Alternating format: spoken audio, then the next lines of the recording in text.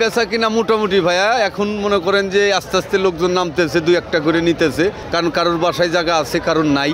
যার নাই সে 2 দিন পরে নিবে, আর যার আছে সে নিতেছে। তবে কাস্টমারে এবার খারাপ না, ভালোই, এবং খাসিও খারাপ নিচ্ছে না, ভালোই নিচ্ছে। রাইতে মাল আসতেছে, ওখানে এটাই আছে 80,000, এটা 80,000, 40,000, 30,000, 50,000, 25,000, সব সাইজের আছে। এখানে একটা খাসি নেওয়ার জন্য আসছি ভাই, দরদাম জিগাইতে আসি, দেখতে আসি। খাসির চেহারা তো ভালোই আছে, আল্লাহর রহমতে দেখতে আসি।